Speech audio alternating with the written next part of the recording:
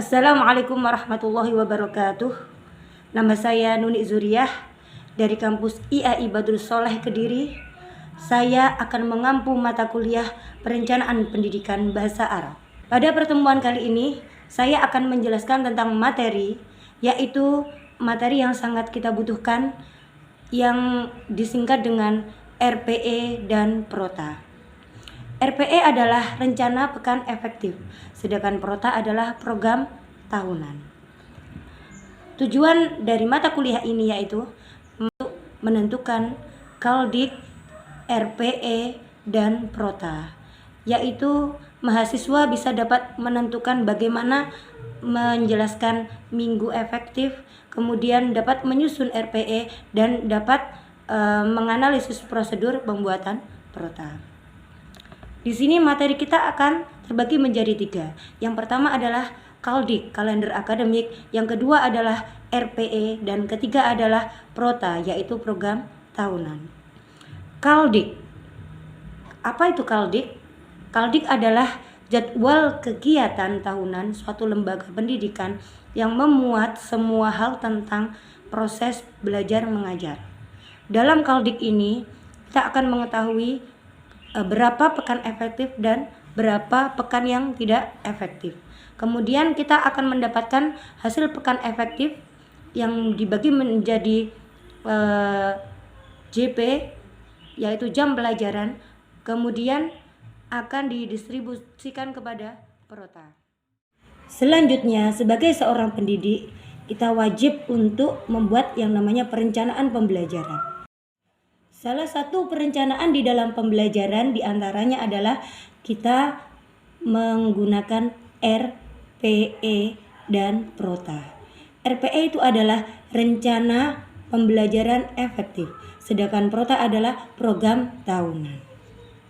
Apa itu RPE?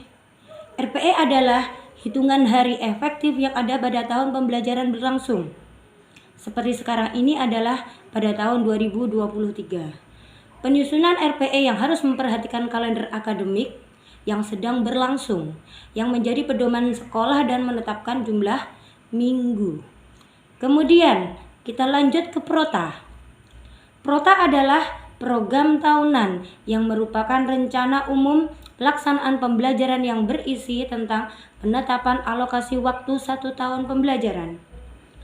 Merupakan pedoman bagi pengembangan program-program berikutnya, diantaranya yakni Promes, silabus, rencana pelaksanaan pembelajaran atau biasanya disingkat dengan RPP.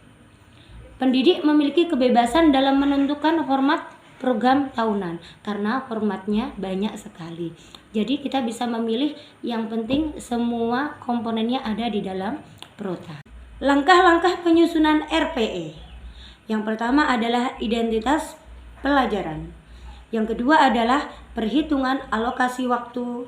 Perhitungan alokasi waktu ini disusun dengan memperhatikan 1.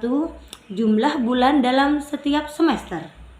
Kedua, jumlah pekan dalam setiap bulan. Yang ketiga, jumlah pekan dalam setiap semester. Dan keempat, jumlah pekan tidak efektif dalam setiap semester. Yang kelima, jumlah pekan efektif dalam setiap semester. Dan yang keenam adalah jam pelajaran tiap pekan atau jam pelajaran per minggu. Dan yang terakhir adalah jumlah jam pelajaran efektif atau JP efektif.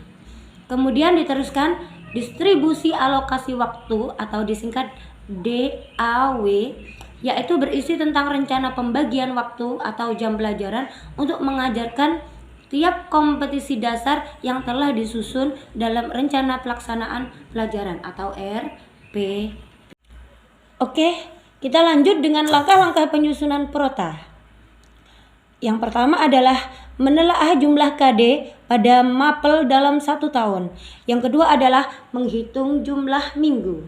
Yang ketiga adalah mendistribusikan alokasi waktu minggu belajar efektif atau MBE. Contoh real dari RPE yaitu yang pertama adalah ada mata pelajaran satuan pendidikan tingkat atau semester tahun pelajaran, kemudian perhitungan alokasi waktu di semester ganjil atau genap, Di sini dimulai dari contohnya adalah bulan Juli, Agustus, September, Oktober, November, Desember. Dan di sebelahnya ada jumlah minggu. Jumlah minggu ini adalah jumlah asli minggu yang berada di bulan tersebut. Kita contohkan seperti bulan Juli, ada 3 minggu. Kemudian minggu efektifnya adalah ketika jumlah minggu dikurangi minggu tidak efektif. Kita contohkan bulan Juli ada MPLS 1 minggu, maka bulan Juli ini dikurangi 1 minggu tidak efektif. Jadi minggu efektifnya hanya 2 saja. Kemudian jumlah hari efektifnya, karena pada kelas 10 pelajaran bahasa Arab ini jumlah JP-nya adalah 4 JP dalam 1 minggu, maka 2 dikalikan 4. Jadi jumlahnya adalah 8. Dan ini bisa dilanjut ke bulan Agustus, September, Oktober, November, Desember. Hasil akhirnya adalah minggu efektif ada 19 dan kemudian jumlah hari efektifnya ada 76 hari. Selanjutnya kita akan membahas real contoh dari Prota atau program tahunan. Kita akan membahas tentang real contoh Prota, yaitu program tahunan. Yang pertama adalah identitas pelajaran. Identitas pelajaran meliputi mata pelajaran, nama sekolah, kelas, dan tahun pelajaran. Kemudian dilanjut dengan alokasi waktu yang akan didistribusikan. Yang pertama adalah ada kompetensi dasar. Yang kedua, tema. Yang ketiga, alokasi waktu. Kompetensi dasar diambil dari KI dan KD. Kemudian di dalam Prota ditulis KD-nya terlebih dahulu. Kemudian temanya, setelah itu alokasi waktunya. Yang pertama kita contohkan kompetensi dasar 3.1, yaitu memahami tindak tutur menyapa, salam, menanyakan keadaan, memperkenalkan diri, ta'aruf, mengucapkan terima kasih, takdim asyukri, dan meminta maaf, al-istifa, dan berpamitan, wado'ah. Dengan memperhatikan fungsi sosial, struktur teks, dan unsur kebahasaan pada teks interaktif, interpersonal, lisan dan tulisan sesuai dengan konteks penggunaannya. Temanya yaitu menyapa, kemudian ta'aruf, kemudian takdim asyukri, dilanjut dengan meminta maaf dan berpamitan, wado'ah. Alokasi waktunya adalah 8 JP dan ini diteruskan sampai ke yang terakhir untuk pengalokasian waktunya. Selanjutnya, sebagai seorang pendidik, kita wajib untuk membuat yang namanya perencanaan pembelajaran. Kenapa seorang pendidik harus membuat perencanaan pembelajaran? Karena ketika seorang pendidik tiba-tiba mengajar tanpa ada perencanaan, maka pembelajarannya akan menjadi amburadul. Dalam perencanaan, kita mengetahui, kita ibaratkan dengan pendaki gunung yang membutuhkan bekal untuk sampai tujuan. Ketika seorang pendaki gunung tersebut tidak membawa bekal, maka akan menjadikan mereka kesulitan untuk mencapai puncak. Sama seperti pembelajar dan sama seperti pendidik. Pendidik juga membutuhkan bekal. Pembelajar juga membutuhkan bekal.